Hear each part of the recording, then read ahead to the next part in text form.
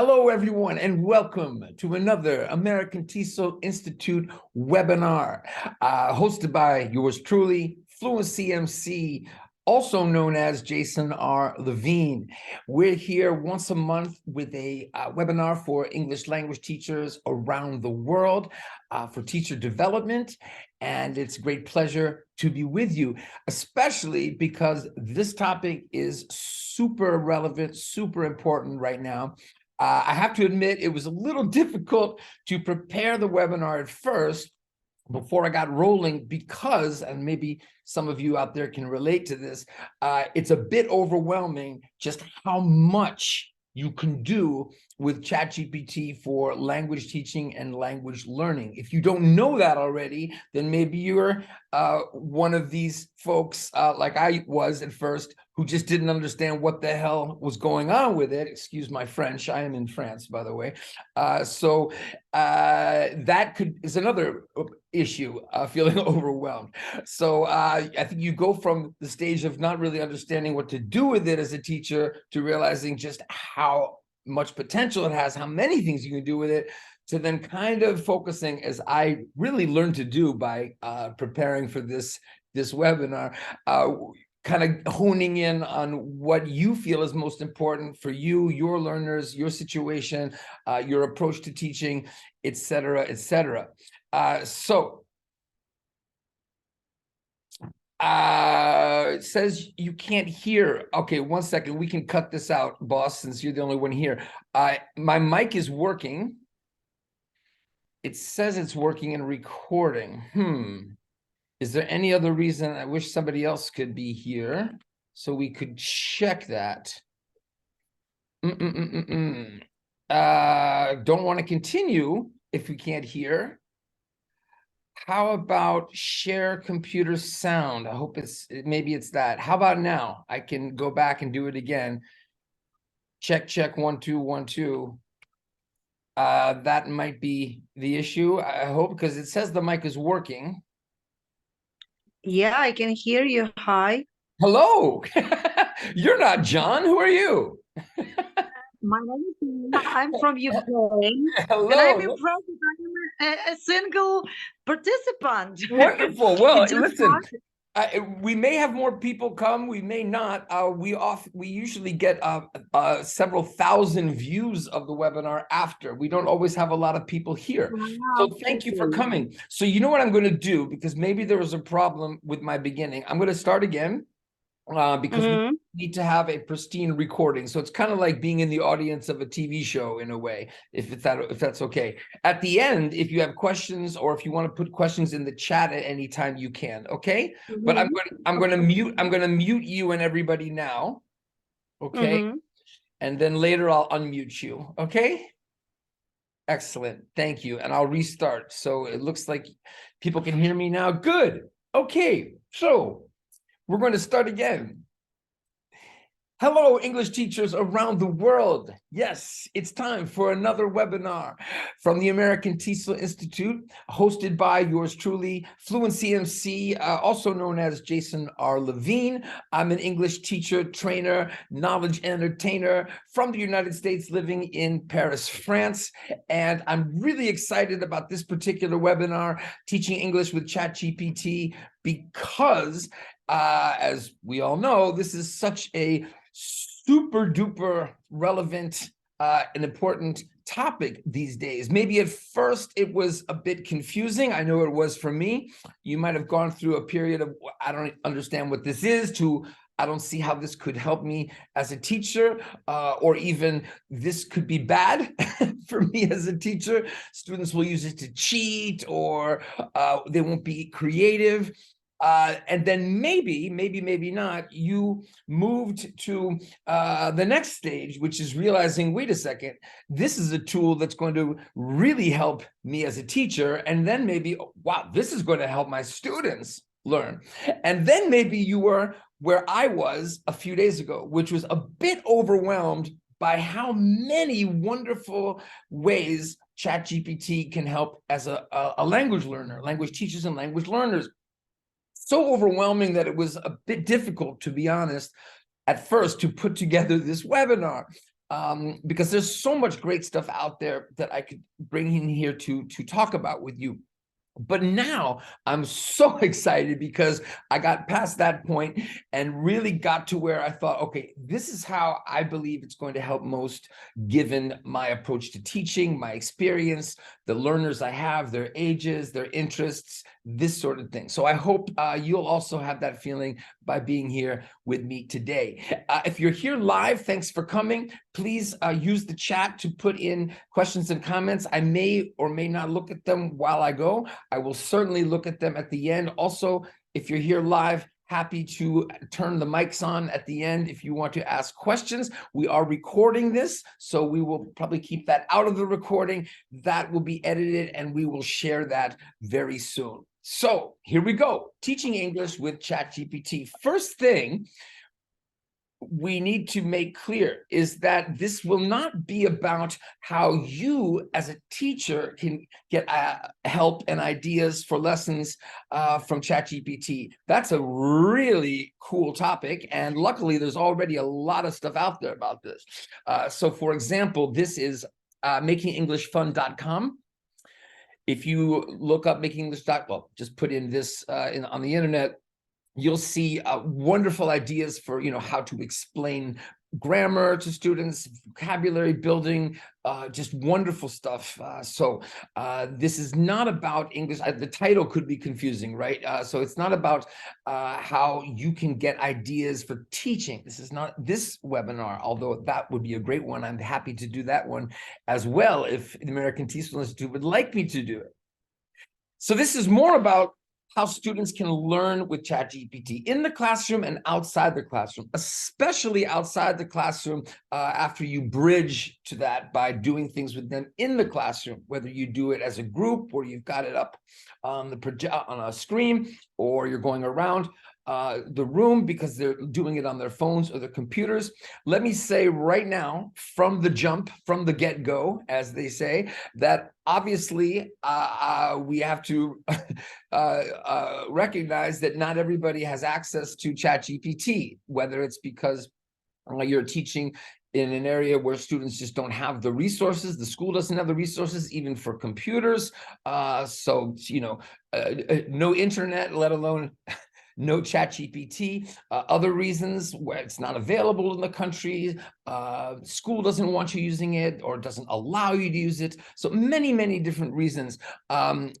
But I think very soon, if not very soon, soon enough, large language models like ChatGPT will be available pretty much anywhere, everywhere, all the time. So if you can't do this now, I still think it could be useful to you, okay? But we are going to imagine that you're with students where you can either show them on a screen what's happening with ChatGPT, and doing an activity with them, or helping them around the room with it as another way to do it. So I already said large language model, and I'll go through this pretty quickly because that's not really what the webinar is about, but we can't get started, right, without understanding this. And there's still some confusion I've noticed about it, understandably. This is all so new. We're talking about November of last year is when ChatGPT came out. So, wow, 9 months or something crazy like that. What does it mean, a large language model?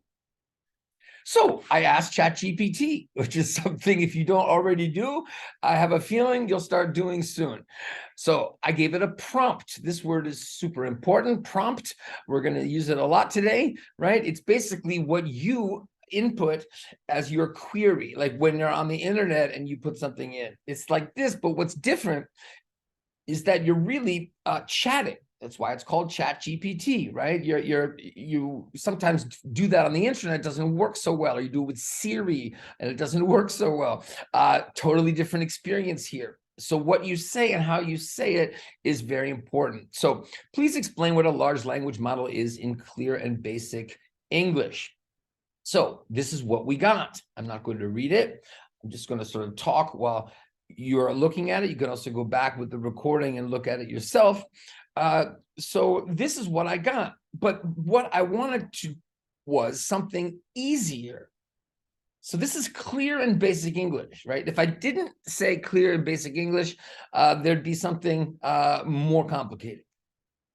This is something that's going to come up again and again. So I did this. Maybe you've heard of doing something like this, right? And it really helps. It makes a difference, right? If you compare, right? You can go back and look. You'll see we have the syntax is easier, the vocabulary is easier, examples easier, everything is easier. But I want something not for a 10-year-old native speaker necessarily, right? Maybe I want it for someone who's older than 10 years old, but their English is lower than a 10-year-old's if the 10-year-old's first language is English. So I did this. And this is great. And this is why it's so important. You're going to see today when we go through prompts, why writing basic or simple, easy. We're going to need to keep reminding ChatGPT to do that with us. So what you have here, and this is something I'm going to probably say again and again and again today, is high frequency, perfectly accurate, correct English. This is such an amazing thing. And why? Because it's a large language model. So we're going to talk about some of the limitations of ChatGPT, problems, criticisms. What is so fantastic is that what it's best at is how natural, high frequency the language is. We just have to make sure that we always tell it too difficult, too easy, use less of this, use more of that. So I mentioned just now that there are problems with ChatGPT. Now, are they bad for language learning? Let's look at them. These are not the only problems, but these are three big ones. The information may be inaccurate or simply invented. When I put in who is Fluency MC in ChatGPT, I get some really cool stuff that's true about me. My name is Jason R. Levine. I live in Paris. I'm from New York. This is all stuff that it got from the internet. But then it also, and it depends, if I do it different times, it lies in different ways, right? It invents stuff about me. It says that I wrote a book that I never wrote with a title. Then another time it's a different book, right? So this is a problem that they're working on. Is this a problem for you as an English teacher and for English language learners? I don't think so. Again, it depends on what you want to use it for. But if we're talking about building language skills, practicing English, which is what I'm going to be focusing on most today, this is not the point, right? It's not about how true or not true the information is. I'll explain more what I mean. The second thing is also obviously a real issue, safety. If you're putting sensitive information as a lawyer about a case, is ChatGPT going to retain that information and possibly use it? Yes. This is another thing they're trying to work on. Is this an issue? I don't think so for the type of practice that your students are going to do. It could be, but I think it'll be very clear where that line is, where it may not be so clear if you're using it as a business or something like this. The last thing is my favorite. I love this. It is so true. Yes, it can be very repetitive. Maybe you saw some of that just now when we looked at what it said about language models. It lacks originality. Absolutely. Is this bad for language learners? Only for the highest levels, right? If you're like C1, C2, I think it's a problem. Otherwise, it's the opposite. It's a good thing. It's an amazing thing, right? Because you need that repetition. You need to see that language again and again. If that language is natural and high frequency, which it invariably is. That is, you'll never hear a criticism of ChatGPT in English, maybe in other languages where it doesn't have as much input that it's working with. But you'll never hear people say, oh, it uses inaccurate grammar or, archaic structures or, non-standard English, unless you ask it to do that, right? the highest frequency English and collocations, just amazing. This is the beauty. And I think I've kind of spoiled the next slide. What does ChatGPT do best? I already started talking about this right when we started because I can't help it. It's so exciting. I'm a language corpus guy, right? So corpus linguistics, you know, what is the most natural use of language in this context? You know, what do people usually say in this situation? You know, in real terms, not just what a textbook thinks or somebody wrote. That's what we've got here because of how it's trained on all of that natural English out there. So if you're into language corpora, ChatGPT is just, wow. It's the living end, as my mother used to say. That's like 50s English there. ChatGPT wouldn't use that expression. What does it do best? Here we go. It builds communicative language skills through practice. So actually, it's not a spoiler. I thought what I wrote here was about how natural the English is. No, okay, this is the next level of that. So because it has all of that high frequency natural English, and because you can chat with it, is ChatGPT, very important here, because there are other ways you can use large language models, but when it's a chat function with that type of English, then whoa, when you are engaged with it, you are building communicative language skills through practice. And I want to talk about what practice is in a moment. Super important, something I talk about every time we do a webinar.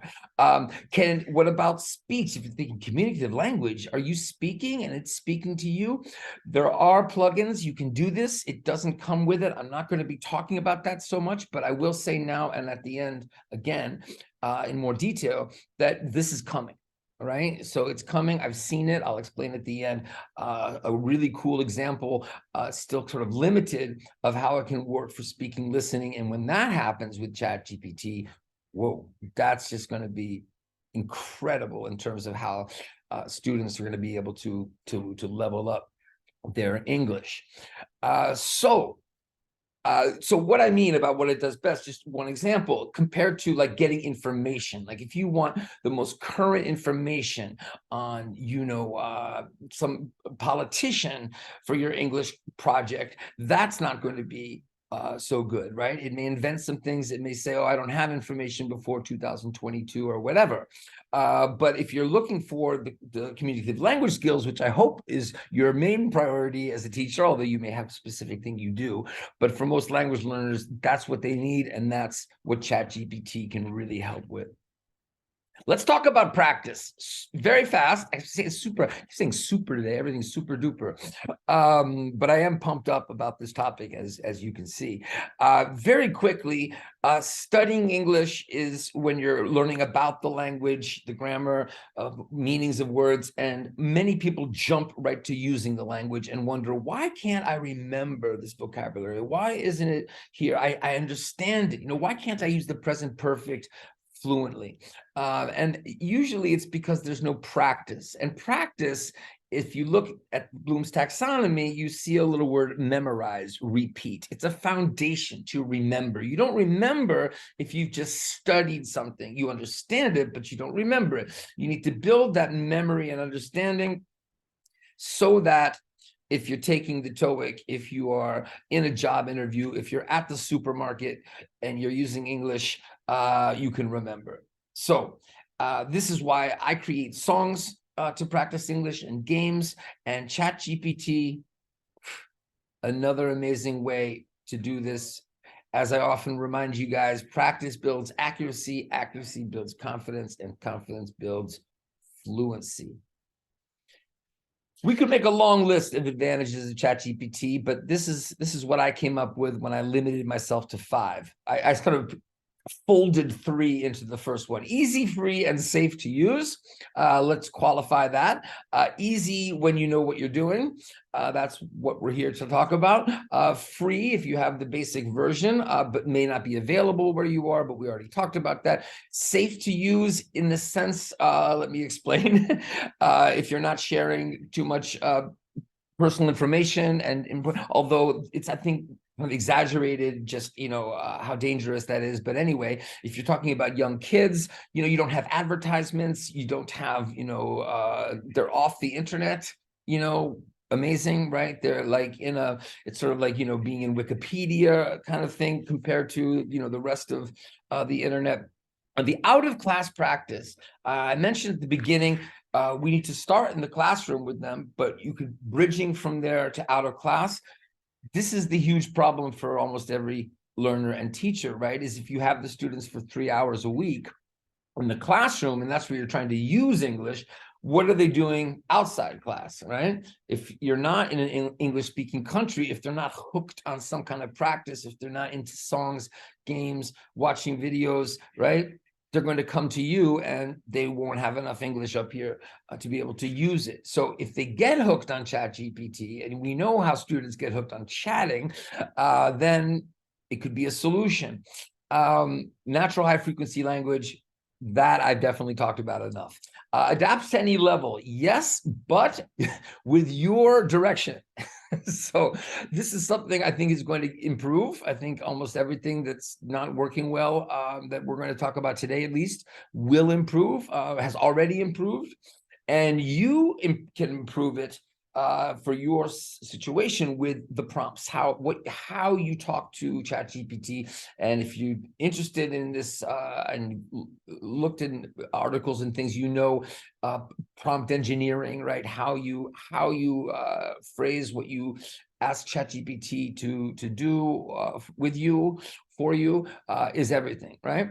The immediate feedback, so important for language learning. Not just immediate feedback, if you ask it to correct grammar or give you an idea for something or vocabulary, right? But also non-judgmental feedback, right? It's not going to judge you as a learner.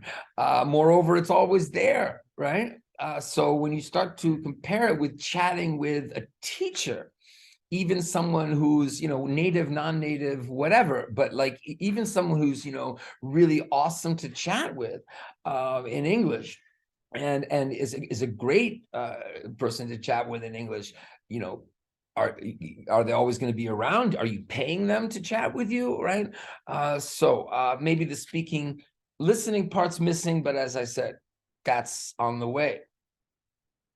Where to begin with your students? So this is also maybe where to begin for us, but I mean really where to begin with your students. Different ways, but I decided for today, and I think this is what I've been doing. Start with a class chat. This is not a real chat. It's something similar to what I've done. So you'll see, this is ChatGPT. I'm JR. There's ChatGPT. So you're going to see a lot of this today as I show you examples, and these are not real. This is me preparing for talking today with you, but based on things I've done. There are actually some things that are from my students. But anyway, I'm imagining that I have a class, right? So I'm imagining this is on the projector, on the screen. So I've done this, and it's very, very cool. And we have to start with something. So I said, how about meeting someone for the first time? So these are prompts that, your students are already seeing, getting an idea, they're watching. So they're not responsible for inputting anything, they're watching, but you can elicit things from them, as I'll show you in a moment. Notice one thing I said. I start with one sentence, then you respond with one sentence. This is key. You're going to see why when you don't do that, it doesn't work as well. So I started this way. But notice here, there are so many interesting topics, blah, blah, blah, blah, blah, blah, blah. It's not that difficult, but and I want to show the students, because this is maybe the most important part of a prompt, is to get it to slow down and give you simpler sentences. So this is not that this is so difficult, and it depends on your learners. So I'm really pushing it in my examples today to go to lower level English, because if you have students who are not so low, then it's not an issue so much. So maybe it's a bit unfair. This is not so complicated for me to say basic English, but intriguing, right? For example, so I'm trying to get it to get right. So it says, my apologies. Look at this great functional language all the time, right? You've got my apologies, right? Please let me know. So one of the most important, if not the most important things, as I was saying earlier, the language is so good. If students are reading it and absorbing it, and they see it again and again because it repeats a lot and repeats itself, they're more likely to remember it and use it. And lots of examples of that I'm going to explain as we go forward. So see how it's I'm happy to use, what topic would you like to talk about? So now I'm getting more specific. And you can see how this is really like a chat, and students love this, right? And if they're higher level students, they can obviously tell you also what to put in, but we're imagining this is the first time you're starting with them, never done anything before. So what's key is that it's easy for them to see how it works, and that they'll be able to do this, in pairs or groups or on their own. So creating a dialogue, a role play, I didn't use the word role play, maybe it's better. I think it likes that word role play better. Right? But again, one sentence, two sentences, right? Now, this is where you see the magic of it, right? Because if you just try to chat, it's going to give you long answers for things. You got to kind of controlled practice. You got to tell ChatGPT, look, we're going to imagine this. Here's the scenario. This is where it's just incredibly helpful, right? And I love it. It's so exciting. Certainly, let's start our dialogue. Again, students will see and hear, not hear this if they don't have the plugins, but they'll see this and read it, and enough times that they'll remember. They'll start, my students start to use the language that ChatGPT is using, and that's because of how much it repeats and why it's so great that it repeats. So there's some confusion here. Look at this. Did you notice? I say you will be the store owner, and we will be the customer. So I'm talking while I'm imagining you're reading some of this. I'm not going to go through and read this.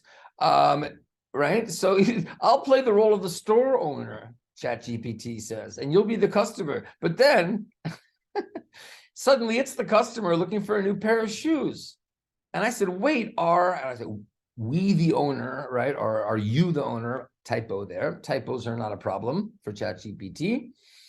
It will correct you if you asked it to. Make sure you understand that, and we'll talk about that soon.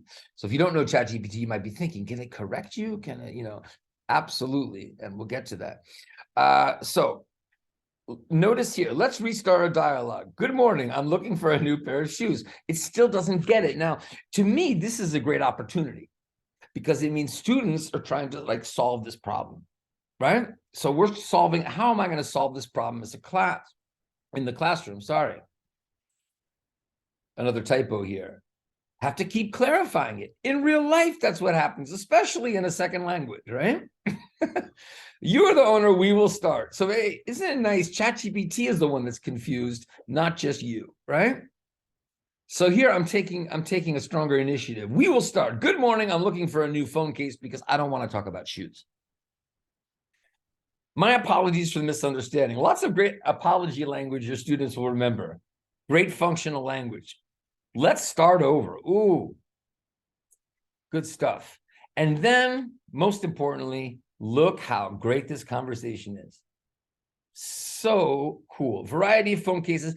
Definitely, it's got the simple language down. So if we hadn't said the simple language part, we're beginners, it would not do it this way.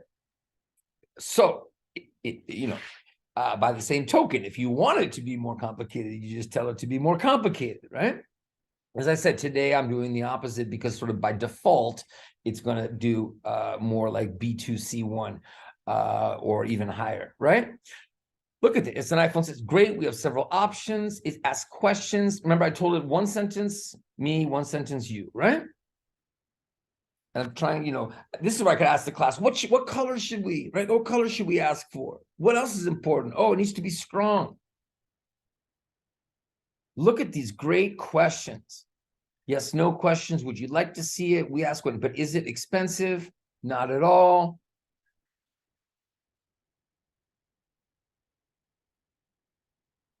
So notice the language here. Maybe getting a little more complicated? Aha. Well, remember that. Could explain that to the students if they don't understand it, or we could wait and ask about it. Look, even how much it is, at this point, you could take it anywhere. Oh, that's too expensive for me, right? Go this way, or no, I have to leave and come back later. Whatever you want to do, whatever you're practicing, whether it's something, that you've said, okay, this is on the syllabus, let's try to use this language, let's try to use this vocabulary, this grammar, or it's more open, right? So there's the conversation. And I'll stop highlighting all the great language in it. I think you can see how great the language is. Now, I said, can we ask you questions about grammar and vocabulary? And in the answer, fire away with your questions. There's a great idiom already. What does fire away mean? We have an answer. And I said, can you explain accidental bumps and drops? You remember that from before? So maybe students didn't understand. They asked, well, let's ask ChatGPT. I'm not going to see. Let's see if ChatGPT can explain it. Now, here's a problem. What happened here? Whoa. So this is what, like I said, it defaults to this kind of English, right? Great stuff, but maybe too difficult for your learners. Certainly in this case, it was. So can you explain in easier English? Sorry, another typo there. We are beginners. So does it remember from one thing to the next? Yes and no, right? It depends, right? If you start a new chat, obviously no, but even in the same chat, it can start to think, well, not start to think, it can kind of forget who it's talking to, right? But look at this. If you compare what it said here, bumps and drops, to here, so much better. So much better. You still may need to explain some things. Great stuff. And it's saying sorry again. You can also give students prompts. Now, before I continue with my ideas here, here's another website. There's so many great articles out there now with tons and tons of stuff. Which makes my job easier today, because I think, instead of being the one coming up with the ideas for prompts, there's so many out there. It's more just, what do you do with those prompts? How do you refine them? That sort of thing. So, and there are sites that also help you with this, like this one does that too. It doesn't just give you the prompts, they give you advice like I'm giving you about how to talk to ChatGPT. So this is educraft.com. Stuff's all pretty recent, right? This is February. I think the other one earlier was March. So what I'm imagining here is I'm imagining that I'm giving a student a prompt about a story, right? So this is the prompt. A woman was working at her job, but it was boring. She wanted to be a dancer, right? So I basically, this is a structured activity where I'm, maybe students are choosing them, or I'm just giving them, maybe it's one person, it's a pair, they're trying a group of people, right? So I'm going to get to where students are thinking of their own prompts, but I think it's better to start with something more controlled. Again, depends on your learners, who they are, etc.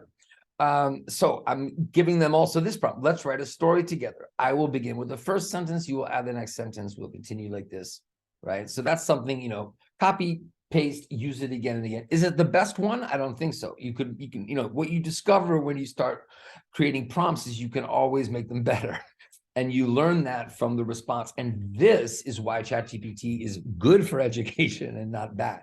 It would be bad if you simply put something there and it gave you something and you couldn't tinker with it and you couldn't, add your own ideas to it. But it's the opposite of that. It works best when you do play around with it. And that's such an important skill for students to develop, whether it's language learning or otherwise. So a woman was working at her job, but it was boring. She wanted to be a dancer. This is my prompt. I wrote it. So the idea then is The story continues. ChatGPT is great with this back and forth. So before we saw the dialogue, now it's a story. Look how short it. If you don't say the one sentence, it will give you too much, right? But she didn't know how to follow her dream. I'm imagining now this is the student, right? Remember, I wrote this. This is me, but I'm trying to be the student. Very cool, right? But I said, she go in, but the money too high. I did that for a reason. Well, first of all, the student might just write that, but I'll show you why I did it. But notice what happens here. And I know we're going back to the same things, but these are the most important things, I think, right? Feeling discouraged, she hesitated, determined, pushed. Lou, what's a scholarship, right? So I just wrote, use easy English, please. You could say, what's a scholarship? What does, determination pushed mean? Students can do that, right? I think I have an example of that coming, but if you know, and this is too hard, right? Just tell it to stop. And look what happens when it does that. This is the magic of the large language model. And then you've got a thing to compare. Feeling discouraged, feeling sad, then maybe the student, again, at a little higher level, okay, discouraged is like sad. Oh, hesitated, stopped. These are other ways to say these things. Oh, cool. Get help with the money. Oh, maybe scholarship.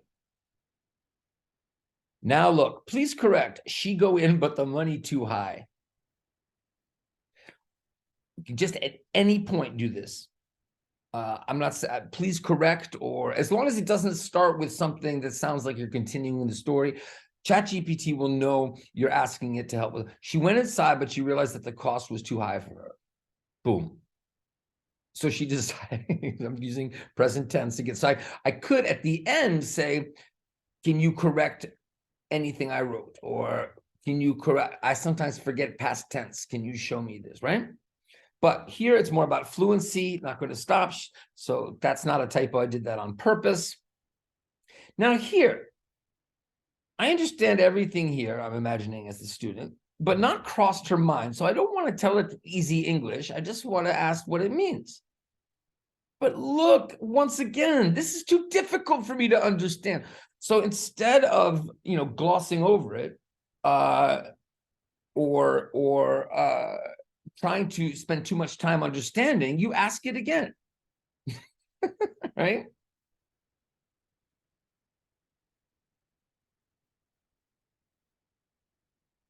So cool, right? I stopped it here. She knew her grandmother always supported her dreams. Help students create prompts, which could be creating a prompt for a story like that. For this example, I thought of a student who's into K-pop, maybe a little higher level. So I want to talk about K-pop in English. I'm a beginner student. So when I say help them create prompts, I don't just mean this one. So maybe like, what do you want to ask it about, right? Oh, I want to talk about K-pop. So this is not my decision of what we're going to talk about, or the syllabus, or the book, or maybe it's for a presentation. So, or maybe it's just to chat, whatever it is, right? So you could say, I want, I'm going to do a presentation on K-pop. I want some information. But you see, this is the default kind of response. Right? So this prompt was not good enough, because when I want to talk to you about K-pop, it's not the same as, I want you to explain what it is. But that's what ChatGPT thought. So this is where you have to refine the prompt, right? In my example here, my student knows a lot about K-pop. Okay, so I just want to chat. I don't have any specific questions. I just want to chat with you. This is the student I'm imagining. But is that working? That's perfectly fine. We can have a casual chat, blah, blah, blah, nothing about K-pop now.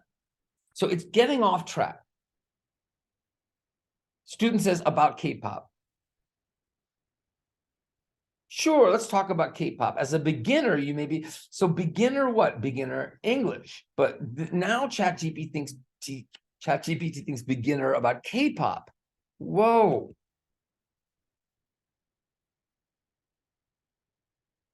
So I think the student, again, I said the student's a little higher level here in my example, can handle herself or himself.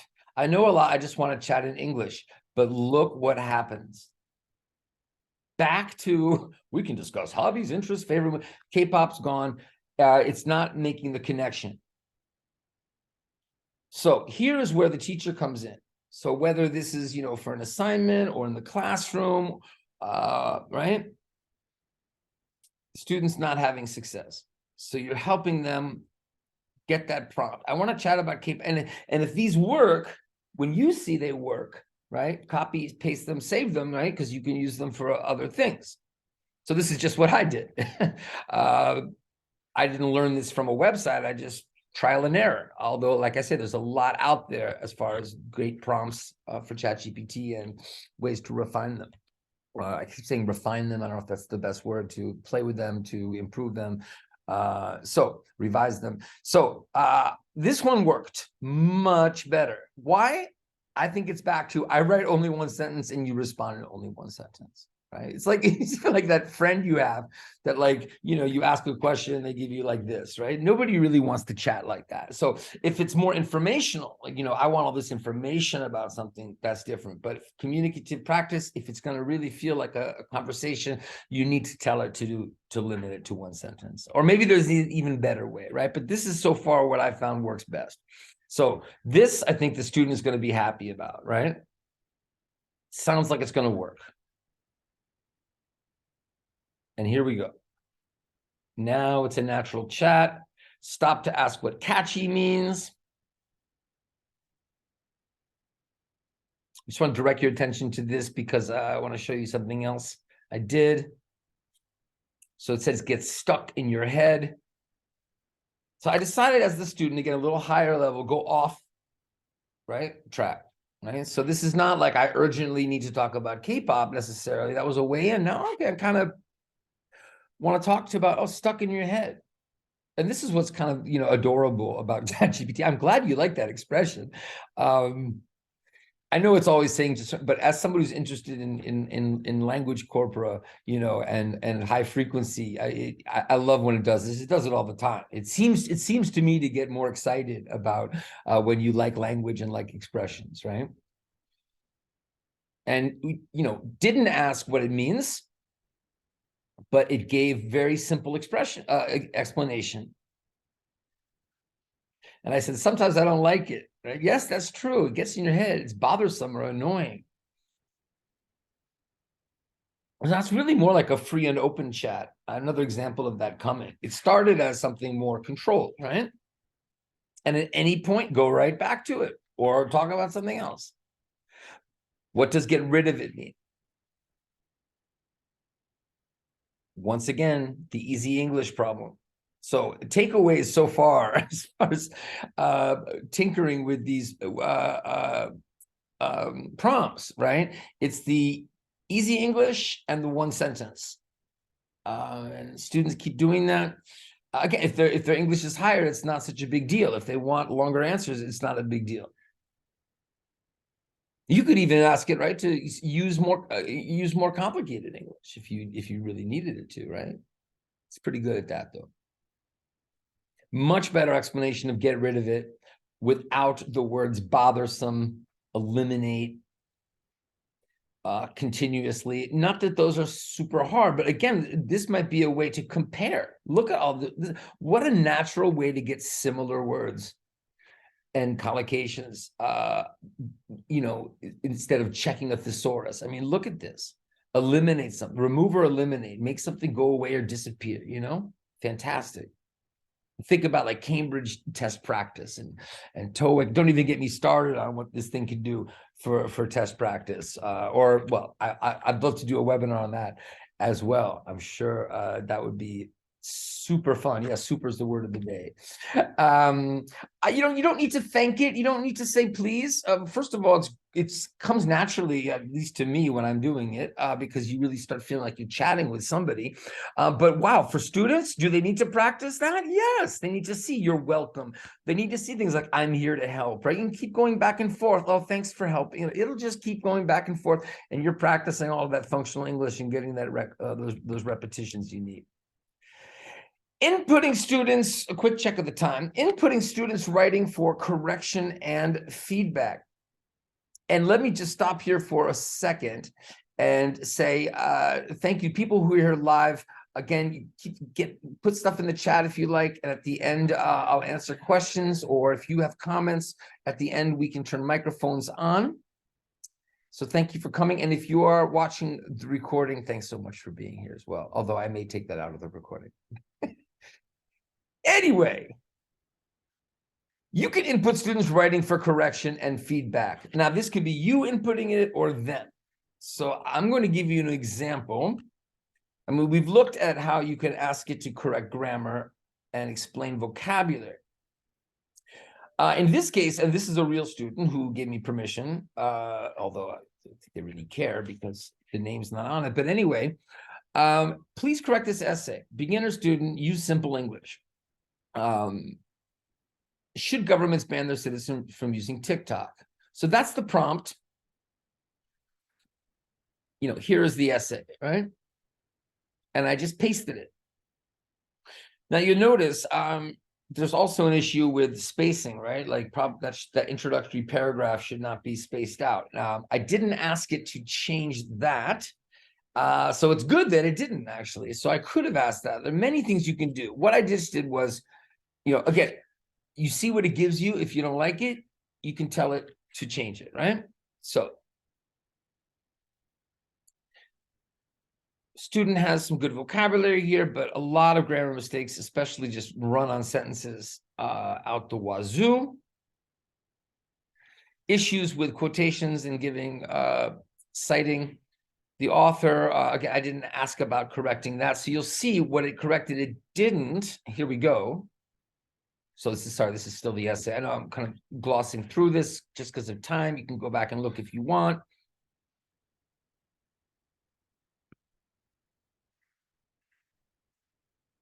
So notice this is corrected version using simple English. So you can see that it remembered that. That's good. Amazing job on this in terms of the level. You see, it did not consolidate this into an introductory paragraph, but I didn't ask it to. And this is actually better than, this is one of the first things I started experimenting with ChatGPT right away, was like, you know, how could it help students correct things? And sometimes it was making too many corrections, meaning changing content too much. It's gotten better about that. If you just say to correct it, especially with simple English, it will not add too much. Then you can ask it to add, right? But it's a big problem if it just, you know, transforms the content of your essay. Really good stuff. And it has a little note at the end. I made some changes. Clarity and grammar, please review the changes. Let me know if you have any further questions. So, guys, here's the amazing thing you can do. And I can't believe I haven't said this, just how fast. I guess I'm just so used to it, how fast ChatGPT is.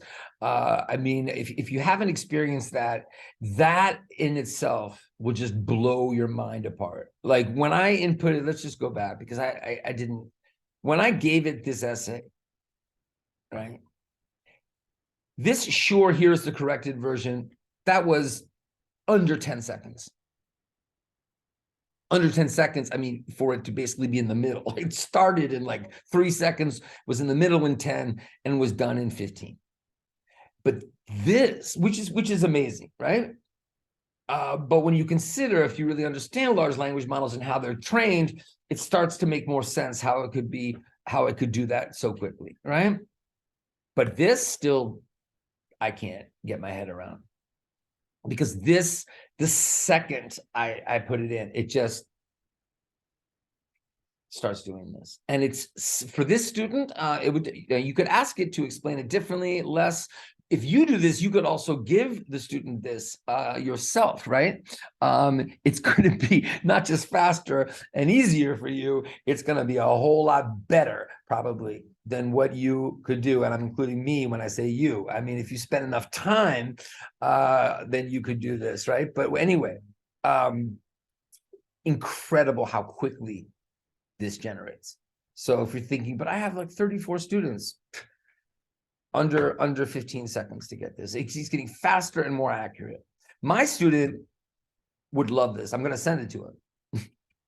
My student would this would be perfect. So I haven't done this in class that much. Did it more for my purposes of helping me correct students' stuff to save time, right? It's sort of like the first instinct with ChatGPT. Didn't really think enough about the students using it at first because, well, we don't need to get into all of that. But anyway, I'm glad now. I think it's more just feeling I know it enough, empowered enough to say, okay, look, this is how you guys can use it. And I think, again, it has to be, easy to understand what it gives you. And this is so good. It's so much better than it was a few months ago. Easy English, easy to understand. It just keeps going. Amazing. So what's an assignment you could do? Students have to take this and explain, like compare it. They need to try to find mistakes first and then ask ChatGPT to correct, see how many mistakes they could find. After they read this, do they have questions? Meet with you. You could have a consultation about their writing that'd be so much more productive right now that they've had time to look at this, right? They can ask you in person, a real person at that point. And if you've read their essay and you understand it and you know what they're trying to do, you can talk to them about it, but you haven't had to spend the time going through the corrections and the feedback. Students have free practice chats. The one about K-pop was a little bit like this, but this is one of the first ones I did to prepare for this webinar. It also just shows the limitations of ChatGPT and what you can try to do. So I'm just thinking about, this is a student who's just on their own, right, after school. The first thing's funny, right? I'm French, I'm learning English, can I chat with you? Bonjour, je serais ravi de discuter avec vous en anglais. Vous pouvez poser des questions.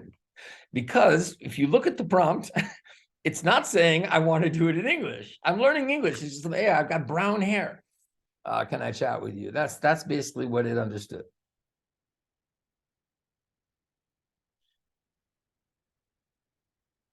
Yeah.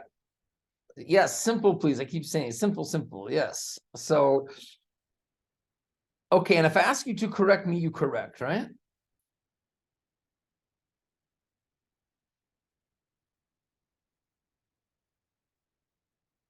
But your English hard for me. I'm thinking low-level student here. But even here, I apologize if my previous response was difficult to understand. I'll do my best to simplify it, right? This is where I think we need to go into the one sentence thing. I'm not sure if I did that here. Okay.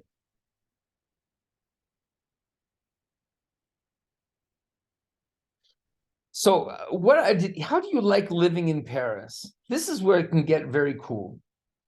I like living in Paris. Do you know Paris?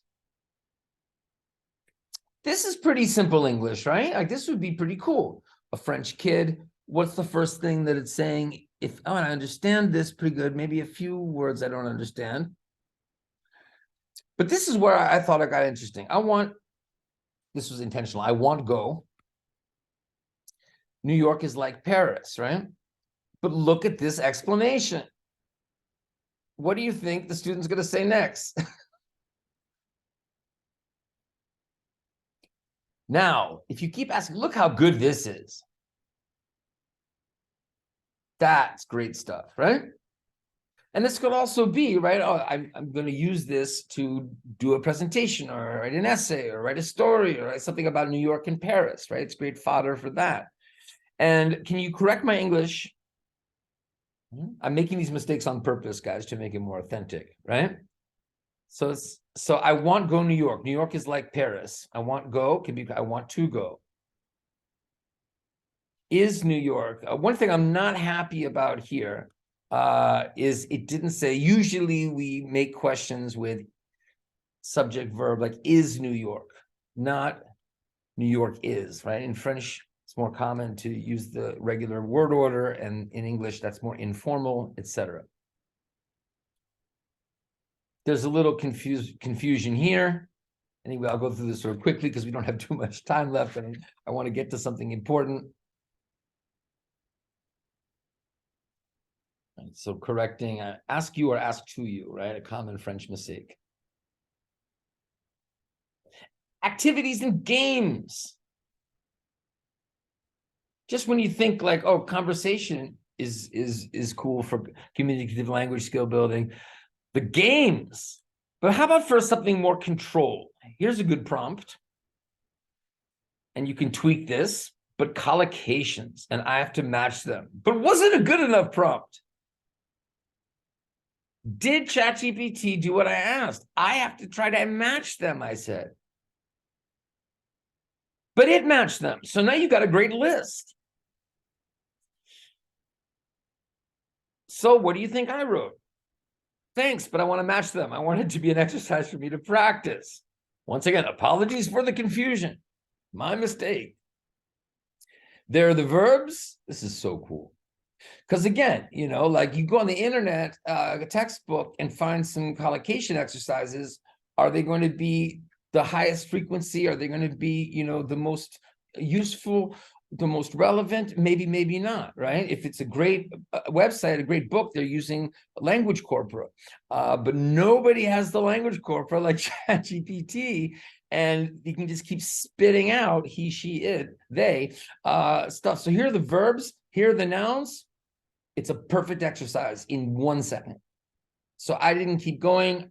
You can imagine what you can do with this. I hope you can imagine then what you can do with sentences. Okay, now I'm going to make some sentences with these collocations. Can you correct them? Now I'm going to write a paragraph. You can ask ChatGPT to give you ideas. How could I practice with these collocations? And it will say things like that. If you're doing self-study, you don't even need a teacher, right? Games. Zipping along here because of time. I don't mind going a few minutes over on this one. It's just so important. But this is really, a lot of this stuff's very obvious to you now, I hope, because we've gone through the prompts, right? You're probably already thinking of things you could do that are amazing. So here's another website with great games. This also has great prompts. I chose this one at this moment in the presentation because it has some really great game ideas. So this is myenglishdomain.com. And if you put in the title, you'll find it. So another great article. Robots don't judge, right? I mentioned that earlier. And they're always around. And they don't say, oh, I gotta go, or you have to pay me $20 if you want to keep practicing English with me. 20 questions. There's so many games you can play. I mean, it basically word games that you play in a class, almost anything you get ChatGPT to play. Could be some tweaking in the prompts if it doesn't really know what's going on. So start with something classic. 20 questions, it knows all about 20 questions. All right. It gives you directions. We didn't ask for that, but hey, there it is. Yes, no, I don't know. I love that it has, I'm ready to start guessing. Here's my first question, right? Every time, but like bread box. This is what I learned when I was a kid. Is it bigger than a bread box? That's, to me, that's like, well, that's kind of cliche 20 questions. That's like, you know, who has a bread box anymore? I mean, maybe people do, but anyway, I'm a language learner. I don't know what the hell a bread box is. I don't know if that's some kind of idiom. That's some kind of metaphor. Like, what's going on? So then, whoa, here comes the expression. What's great about this is it reminds the student that you've got to say easy English, right? But did I do that here? I guess I'm thinking, okay, anyway, this is where you could say, I don't understand. But I'm saying, okay, it's not. We keep going. Look at this. Thank you for the clarification. Let's continue with the game. Here's my revised question every time. It's the colligation, the collocation. Do you know that word colligation? What the syntax? You know how high frequency combinations at the sentence level. I mean the functional language. Oh my goodness! Everything it says that narrows it down. You know. Thank you for the response. Let's proceed with, that's what I mean about the repetition. It's not so original, right? You say, oh, well, it's always saying the same things. Well, until you're a learner who has those things that everybody says every day right there to use, you want them to repeat. You want it, they, what is ChatGPT? it. I don't know. We keep going. I think I'm skipping some things. I mean, I'm not skipping. This is number 4, number 5, number 6. But this is yes or no questions. So cool. And you could ask students to say, no, it isn't. Yes, it is. Make sure that they're writing that each time so they're getting those short forms and getting that grammar in their heads, right? Now, here's a little interesting. Let's stop here a second. Because when can you go off the script, like off the track with ChatGPT? And the answer is, and it used to be really bad. Used to be a few months ago. This is so new. It's so much better at that. It would get confused, like playing a game, and you stop and say things like that's helpful. Let's proceed. Is the object primarily used for sitting or reclining? So I wrote like a chair. I'm imagining being a learner. I'm not sure about the question. So in the beginning of ChatGPT, when it started, it could have said like just yes or no answers. Okay.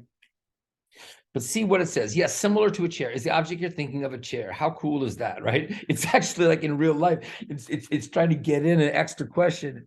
You'll see it cheated, right? Look at that. It got the question. It got the question of a chair in there. It would have been really happy, right? I say this, I know it's not really feeling emotions, but hey, that's not fun to think about it that way. Yeah, if you're really happy, like, oh, there's a chair. Oh, nope. Another clarification situation, storage space. I don't know what storage space is as a language learner, but let's get confusing. Yes, if you put something in it, see, I might not really, but no. I'm maybe I look up what storage is. I realize, okay, that's not storage. You guys know what this is yet? Do you think you got it? I'm skipping to 18, right? Yeah, 14, 18. And look at this, is my favorite part. Only one more question, dude. Now watch this. Apologies for the delay. Let's make the final question count. Is the object you're thinking of a bed? And look at this. Remember, it's important to answer with a yes, no, or I don't know. I think he didn't like the one more question, dude. But again, it's like real life. It's like it's getting frustrated. It's not going to get it. No. Very formal here. Since we've reached the maximum of 20 questions, please go ahead and reveal the object you're thinking of. But this is language you want students to read, and grammar and syntax we want them to get. And it's a vase or a vase, if you pronounce it in British English. Look, this is, to me, this is so cute. It's adorable, right? It was a challenging object to guess. Vases can come in various shapes, sizes, and materials, right? But look at this. I apologize I didn't guess. I hope you had fun playing nonetheless. Look, you don't have to apologize. Okay, come on, bruh. I called it dude. I don't think it's gonna like bruh. It was just for fun. Thank you for understanding. It's like, okay, the functional language. So cool. And other games like Stop, you can play. You can play what? I'd rather. Oh, I'd rather is really, really cool. I've never to practice present perfect. The list goes on and on. Guys, honestly, this is the most exciting part for me. And it's because it's something for the first time that I can tell you something that happened with me in ChatGPT that made like an incredible difference in my students' English. And that's, I think, only because I haven't discovered others. And I discovered some today, or not today, but preparing for today, that I will try next semester with my university students. But here's what happened last semester with my university students, and I can't claim responsibility for it. It happened accidentally, which I think is often when you get the best ideas, right? It happens by chance. You didn't plan it. What I mean here, and the 3 R's you can see down here, if you've been looking here at my logo, relax, repeat, remember. I had students who preparing for an essay test, right? And on the essay test, it's an argumentative essay. Actually, you saw an example earlier, right? About TikTok, should it be banned? So it's this essay, right? So what happened was I decided, because I have very low level students, right? They're 19, 20 years old, but they're, A1, A2 level. I mean, they're not supposed to be A1. They're mainly A2, but a few of them. And in terms of writing, some of them, right? So difficult because they've had so little experience writing in English, especially essay writing. So I've got students who understand what to do as far as how to structure the essay, but they need language. They need transitions, right? Like linking words.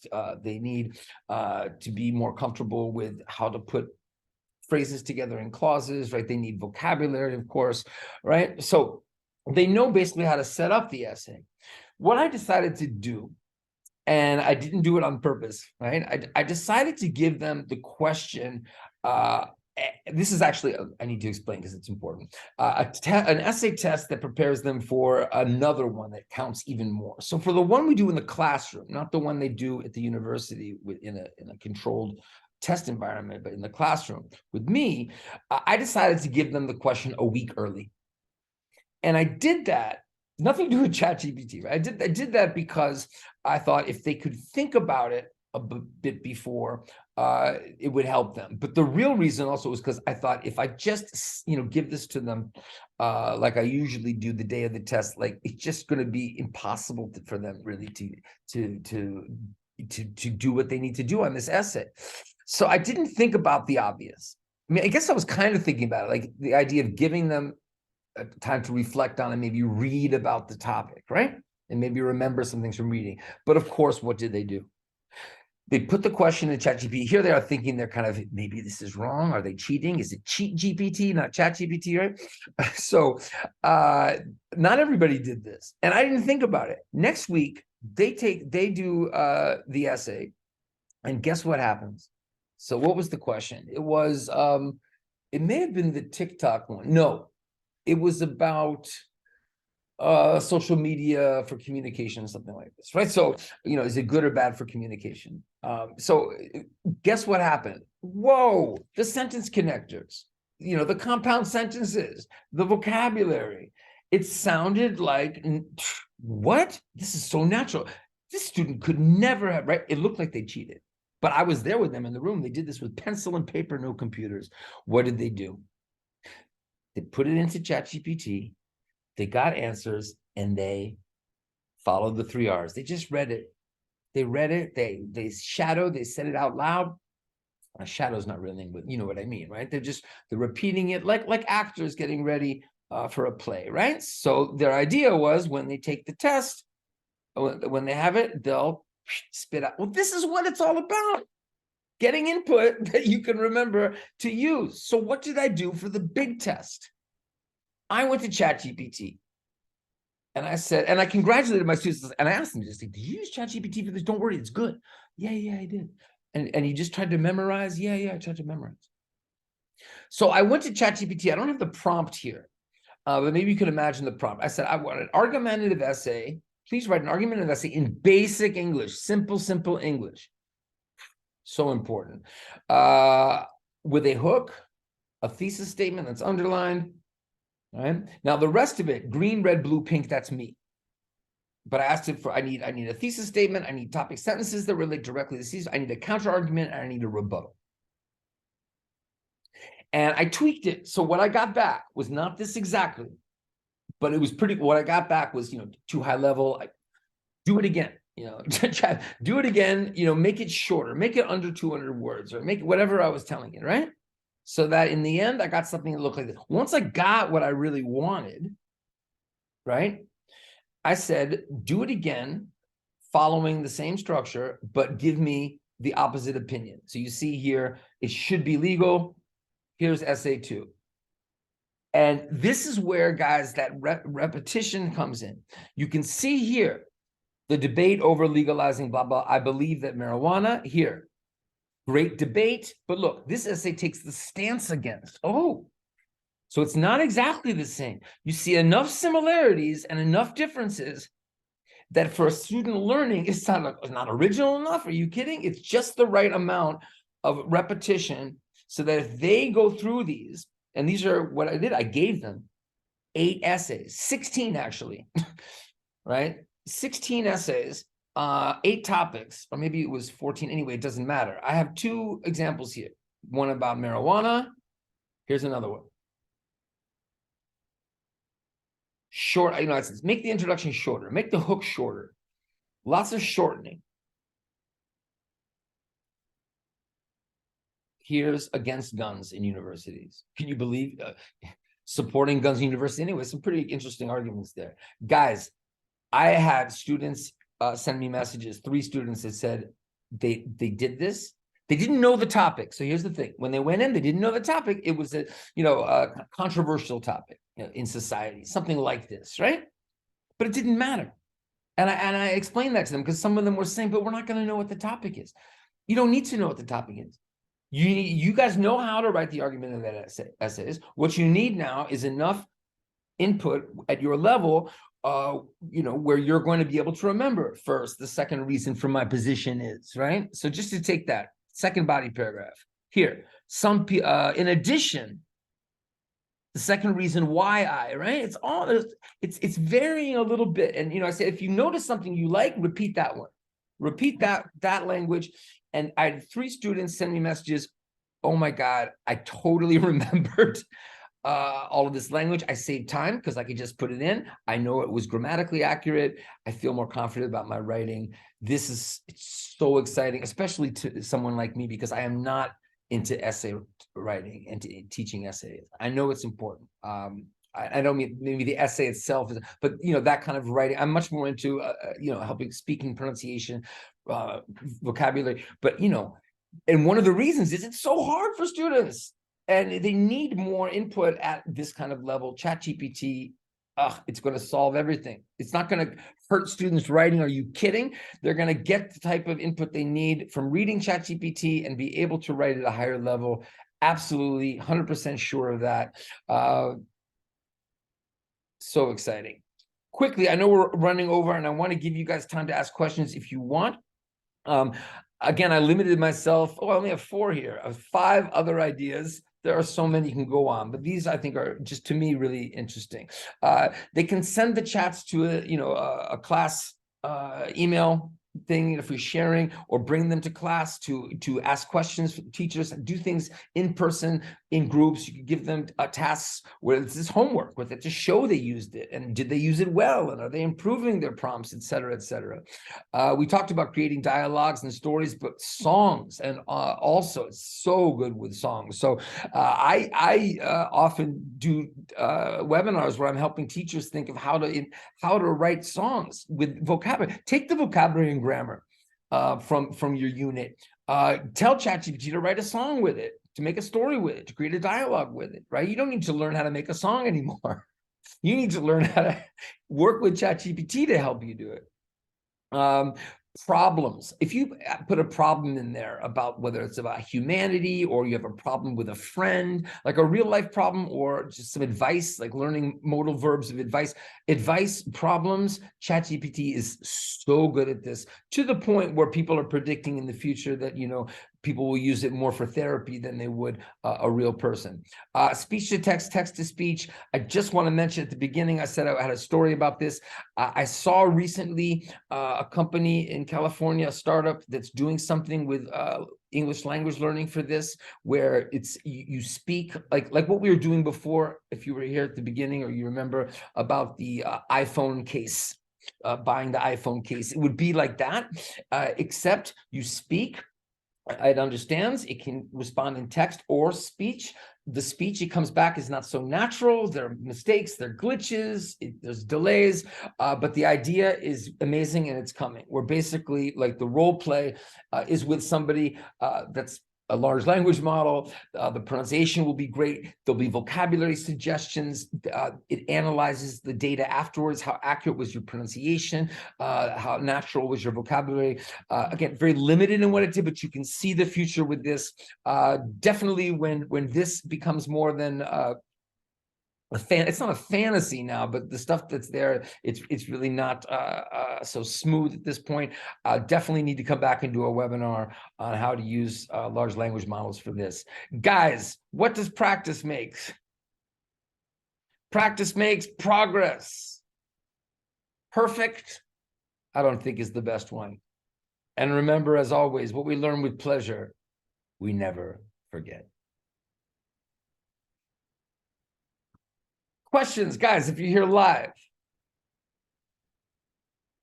I won't include this in the recording. If you have a question in the chat, or if you'd like, I can unmute you.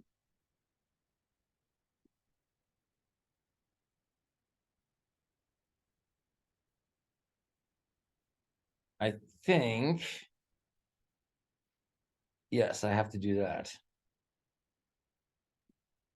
Oops. I don't know if you want to ask a question. If you can unmute, how I see something in the chat. Excuse me. Let me go and look there. Is ChatGPT available there? Good question. I think a quick Google search would help. I'm just going to look really quickly. I think we can just, let me check. I think is ChatGPT.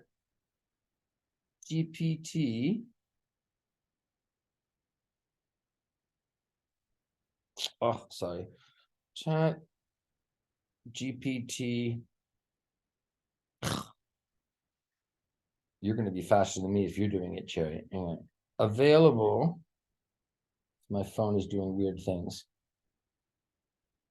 Yeah, it's crazy, right? It's so amazing. Is ChatGPT available? What is wrong with my phone? In Cambodia. Let's see what it says. It's not available. Yeah. Oh, frustrating. But it's just a matter of time before it is or another large language model is. Yeah. There may be another one. I mean, I don't think it's going to be long. And I think what worries people is that they're going to get versions in some country that aren't as good or censored the government, this or that. But I don't think it's going to matter very much for language learning. Again, I think it's going to matter more for if you're using ChatGPT to give you like factual information and statistics and truths about the world, right? That's where it's going to be complicated. I think for language learning,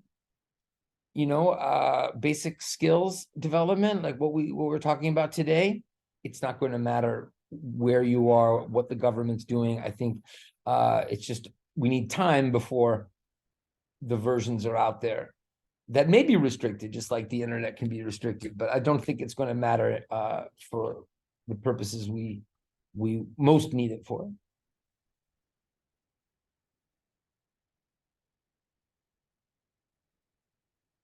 All right.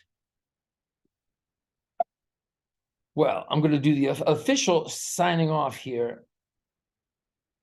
Let me go back here. One moment.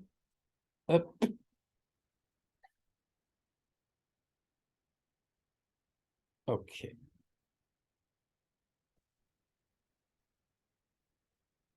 My friends, this brings us to the end of another American TESOL Institute webinar, Teaching English with ChatGPT. Enormous thanks to American TESOL Institute for the opportunity to be here with you every month. We'll have another webinar for teacher development next month. And yeah, thanks for being here live if you were here with me. And if you were here with me on the recording, thank you too. And wish you guys, all you ELTs out there, the very best. It's the weekend, so have a great weekend. Take it easy, guys. Peace, respect. See you next time. Bye-bye. You're very welcome, Terry. Hope to see you next time. Bye.